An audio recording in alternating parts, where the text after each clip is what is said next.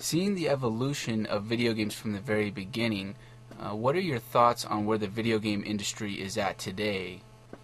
Well, think back. What was the primary factor pushing the evolution of video games? Semiconductor technology, right? Absolutely.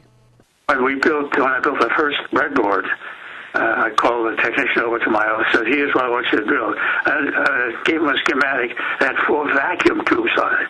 We were still in the tail end of the vacuum tube age in '66, and the early transistors and very early integrated circuits, which we couldn't afford. They were too expensive, and they were power hogs.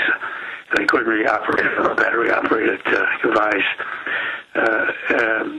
Every year, the complexity of integrated circuits and finally microprocessors doubled in capacity, memory doubled in size.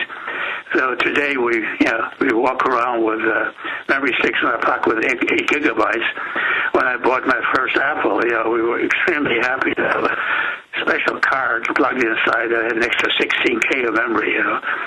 So the development of the semiconductor industry, totally unforeseeable.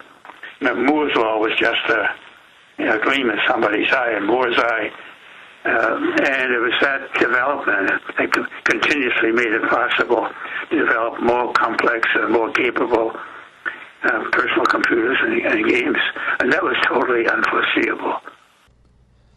Now, do you play any of the new games like on the Xbox 360 or Nintendo Wii? Not really.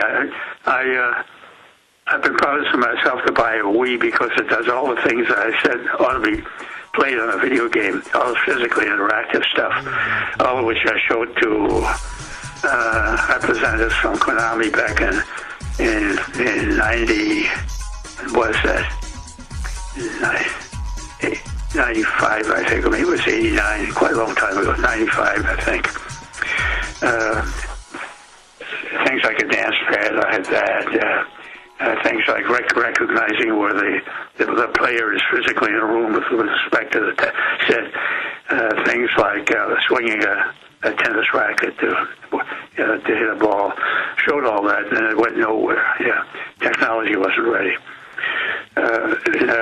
Do I play games now? Yeah, on occasion I play a Wii game when my grandkids come and bring their hardware with them.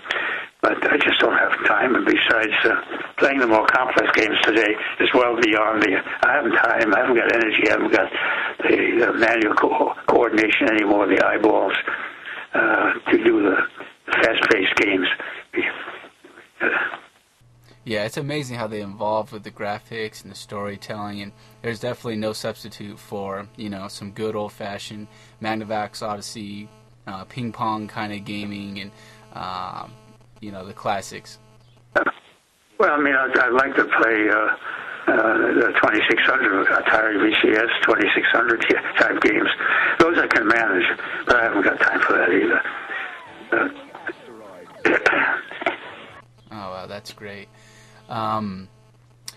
So I'll wrap it up with our last question. Being in the video game industry as long as you have and seeing it from start to where it's gone now, is there any advice you can offer those passionate about breaking into the video game industry? Well, giving advice is a very dangerous preoccupation. The best advice I can give anybody is to get into what he's really good for, and that's a real problem because most of the time when you're young, you don't know what you're good for, and having never done it, unless you're one of those kids who started taking the radio and the television set apart at age 6, and is naturally inclined to become some kind of an engineer or software person. But getting into games these days is what you're going to do there depends so much on your native talent. What are you going to be doing? Writing storybooks? Writing software for clouds or for dust, animating 3D characters on screen. I mean, there are 10,000 different jobs. Absolutely. producing a video game today is, it's no longer a one-man or two-man job. It commands a group of anywhere between 10 and 100 people, most of them specializing. And I think most of the kids growing up don't have any feeling for that. I guess the best advice I can give any kid who wants to do that is to go out there and buy one of the several books that are out there that introduce you to what it's like to be a part of that industry, what the jobs are like, what's required, how much you need to know, and then you have to make your own decision whether you really want to do that. You have to study hard, you have to work hard. Yeah, it's not very glamorous. Well, that is some very valuable information.